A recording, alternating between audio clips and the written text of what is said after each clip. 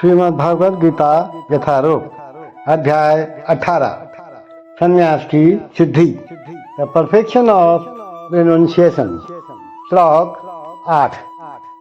अब भगवान अर्जुन को और अर्जुन के माध्यम से हम सबको ये बताना चाहते हैं कि कौन से प्रकार से त्याग, जो कर्तव्यों का त्याग होता है, वो रजोगुणी कहलाता है। दुख मित्येव यत् कर्म काय क्लेशभ यात्यजेत स कृत्वा राजसं त्यागं नैव त्याग फलं लभेत। दुख मित्येव यत् कर्म काय क्लेश भयात्यजते स कृत्वा राजसं त्यागं नैव त्याग फलम लभेत। भगवान कहते हैं कि भाई, जो व्यक्ति नियत कर्मों को कष्टप्रद समझकर या शारीरिक क्लेश के भय से त्याग देता है, उसके लिए कहा जाता है कि उसने ये त्याग रजोगुण में किया है। ऐसा करने से कभी त्याग का उच्च फल प्राप्त नहीं होता। जो व्यक्ति कृष्ण भावनामृत को प्राप्त है, उसे इस भय से अर्थोपार्जन बंद नहीं करना चाहिए कि वैसे काम कर्म कर रहा है।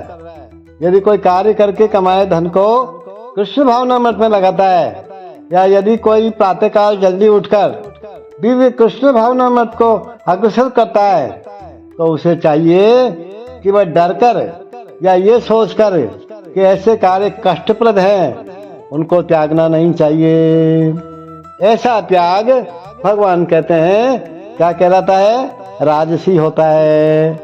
राजसी कर्म का फल सदैव दुखद ही होता है। यदि कोई व्यक्ति इस भाव से कर्म का त्याग कर देता है, तो उसे त्याग का फल कभी भी नहीं मिल पाता।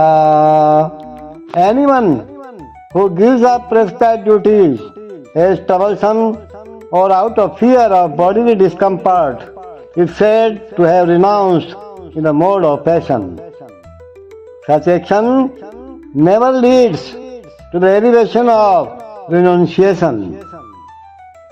See, one who is in Krishna consciousness should not give up earning money out of fear that he is performing fruitive activities. If by working one can engage his money in Krishna consciousness, or if by rising early in the morning one can advance his transcendental Krishna consciousness, one should not desist out of fear or because such activities are considered troublesome.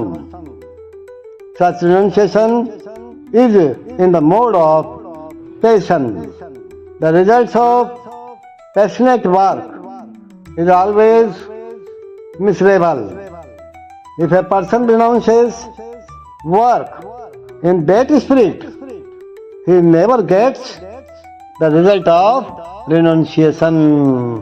He never gets the result of renunciation if he renounces work in that spirit. Hare Krishna.